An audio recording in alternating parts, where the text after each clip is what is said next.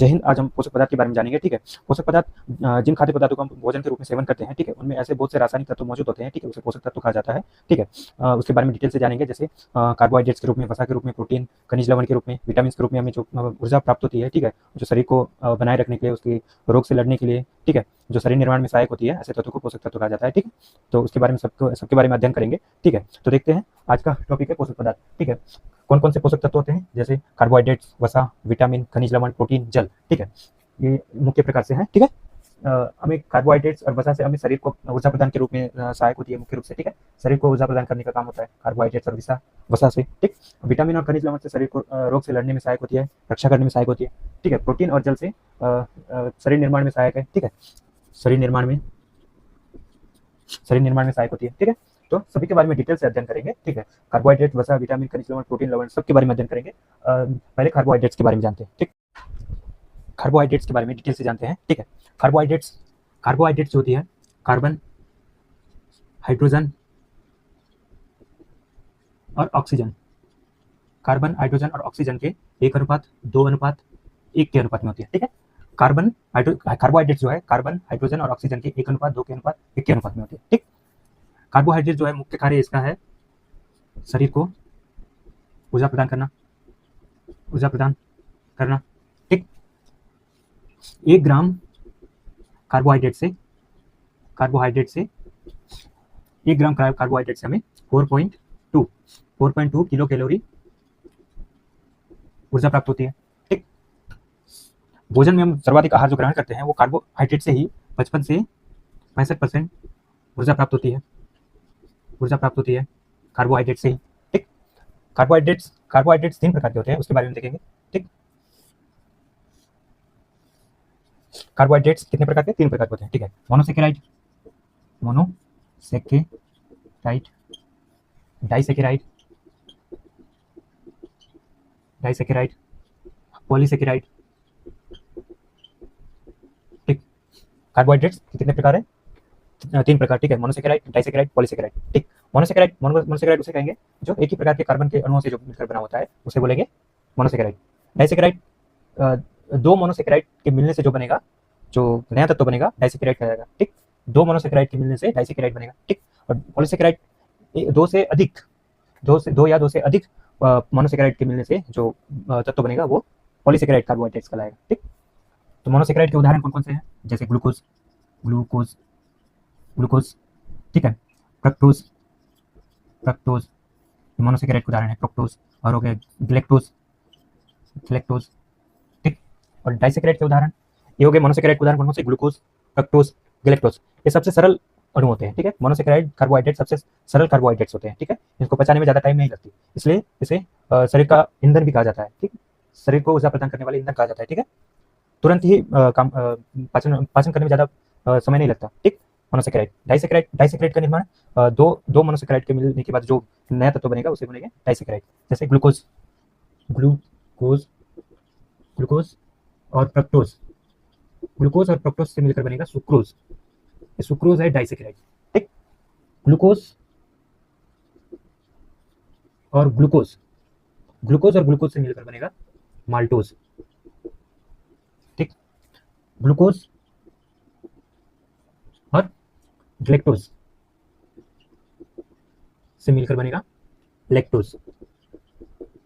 ठीक, डाइसेकेराइड के उदाहरण कौन कौन से? Sucrose, maltose, lactose. ठीक है, वो किन से बना होता है? ग्लूकोज और फ्रक्टोज से सुक्रोज, ग्लूकोज और ग्लूकोज से माल्टोज, ग्लूकोज और गैलेक्टोज से लैक्टोज। ठीक है, ग्लूकोज, लैक्टोज। ठीक, और पॉलीसेकेराइड के उदाहरण जैसे स्टार्च, सेल्यूलोज,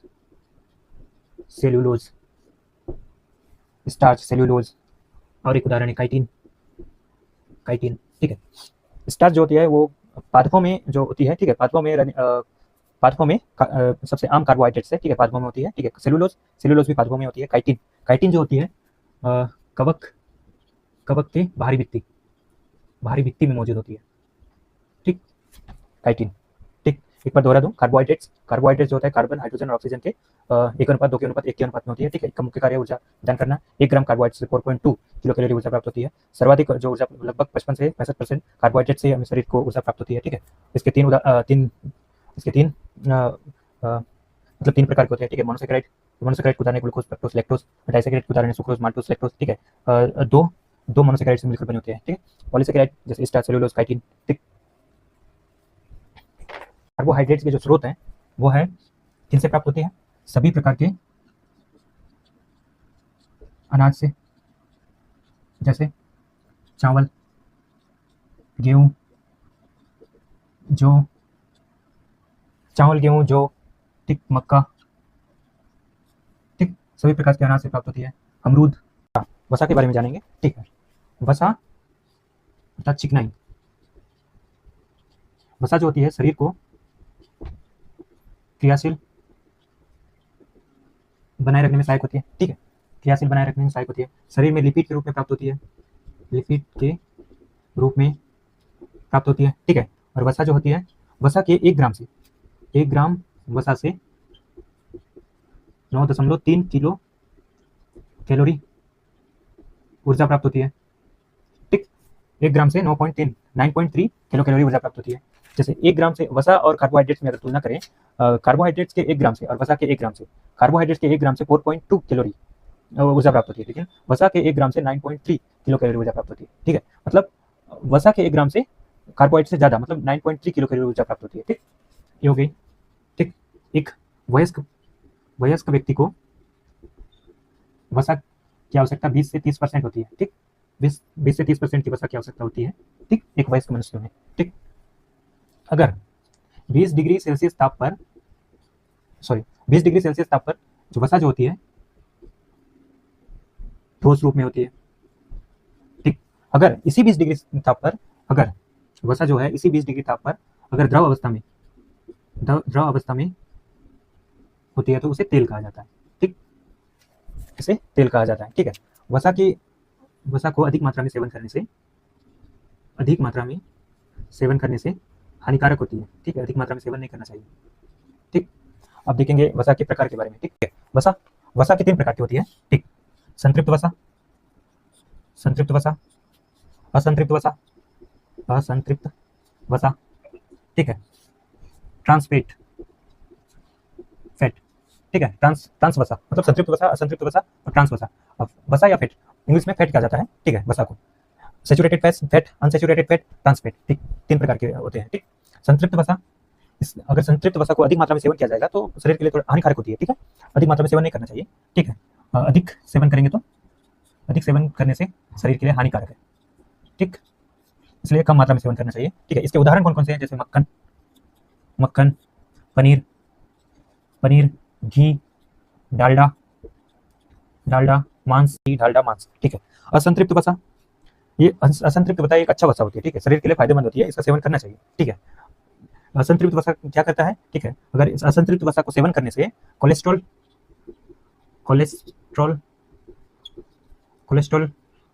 की मात्रा को, लेवल को कम करता है, ठीक। इसलिए इसका सेवन करना चाहिए, ठीक है। इसके उदाहरण कौन कौन से हैं?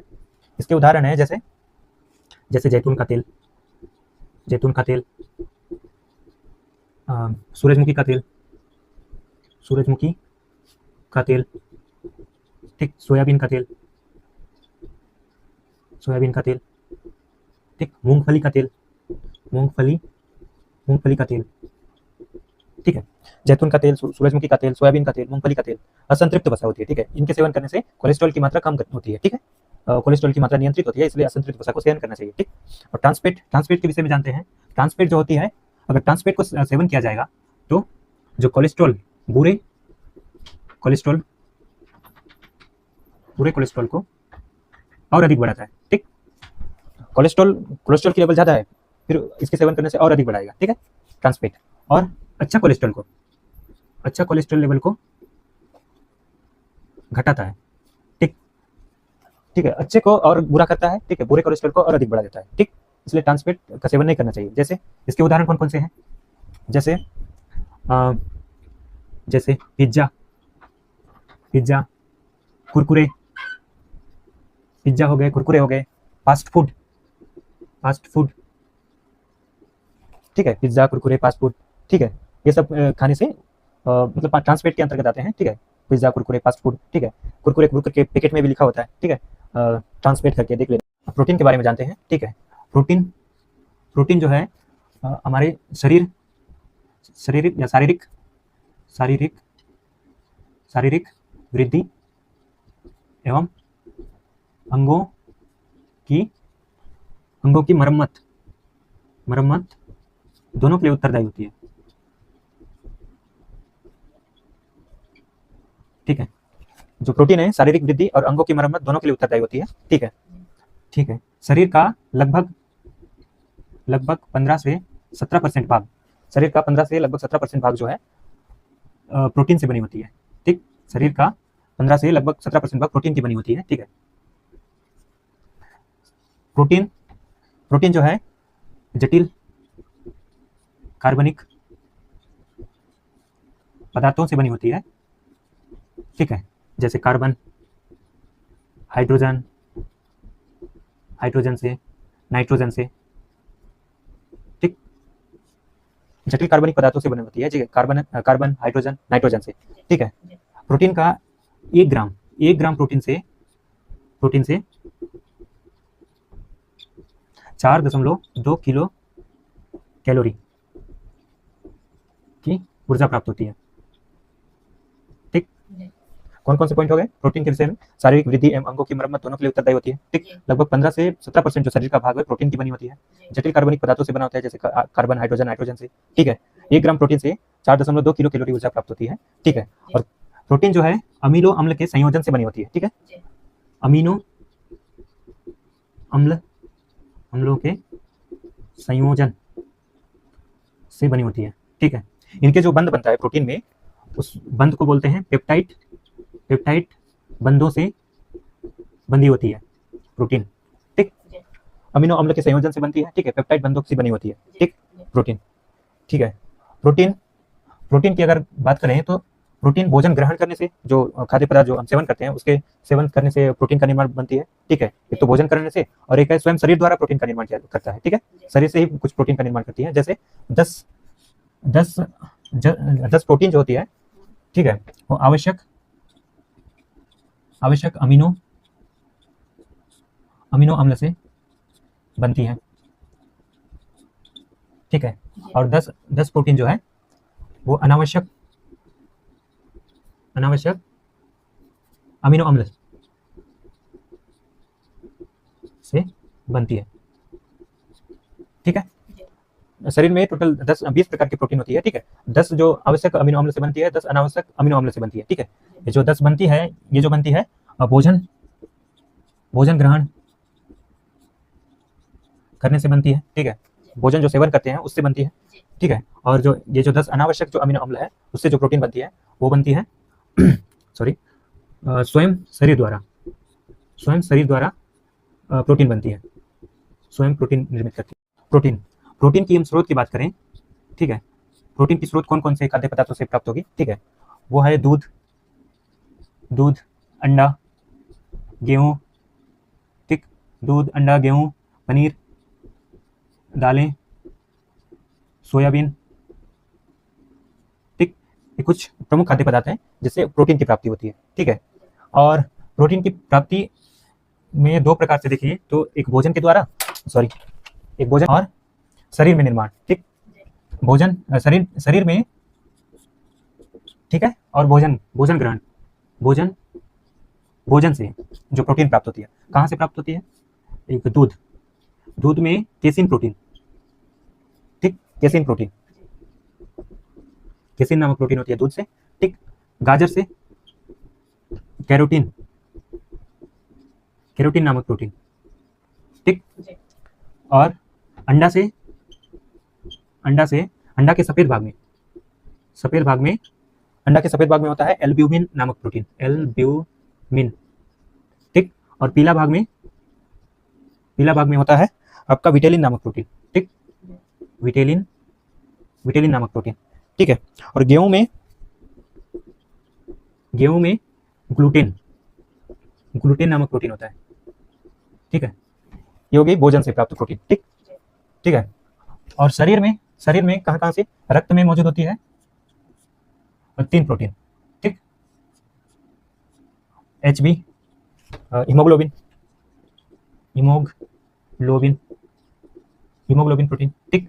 Haemoglobin, fibrinogen, fibrinogen, fibrinogen protein, ठीक। और तीसरा है प्रोथ्रोम्बिन, प्रोथ्रोम्बिन, ठीक, प्रोथ्रोम्बिन नामक प्रोटीन। और हड्डी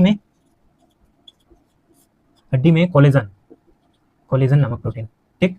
और मांसपेशी में मांसपेशी में मायोसिन, मायोसिन प्रोटीन, ठीक। और एक्टिन प्रोटीन, ठीक। शरीर में कौन कौन से प्रोटीन, ठीक है, रक्त में हीमोग्लोबिन, हीमोग्लोबिन प्रोटीन, ठीक है, फाइब्रिनोजन प्रोटीन और प्रोथ्रोम्बिन प्रोटीन, ठीक। और हड्डी में कोलेजन और मांसपेशी में मायोसिन प्रोटीन और एक्टिन प्रोटीन, ठीक है। और भोजन से दूध से केसिन प्रोटीन, गाजर में कैरोटीन नामक प्रोटीन, और अंडा में उसके सफेद भाग में एल्ब्यूमिन, पीला भाग में विटेलिन और गेहूं में ग्लूटेन नामक प्रोटीन। खनिज लवण अकार्बनिक अकार्बनिक अकार्बनिक तत्वों से बनती है, ठीक है, बनी होती है, ठीक है। मानव शरीर में लगभग 29 प्रकार की खनिज लवण की आवश्यकता होती है, लवण, ठीक है। मानव शरीर में लगभग 29 खनिज लवण की आवश्यकता होती है, ठीक है। सभी के बारे में तो चर्चा नहीं कर पाएंगे, कुछ आवश्यक जो खनिज है, खनिज लवण के बारे में चर्चा करेंगे, ठीक है। जैसे कैल्शियम, कैल्शियम कैल्शियम,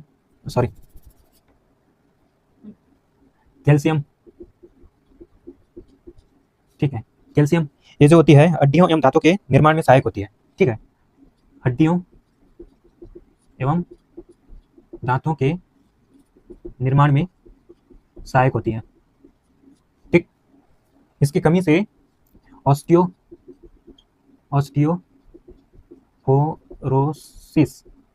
ऑस्टियोपोरोसिस नामक बीमारी होती है, जिससे हड्डी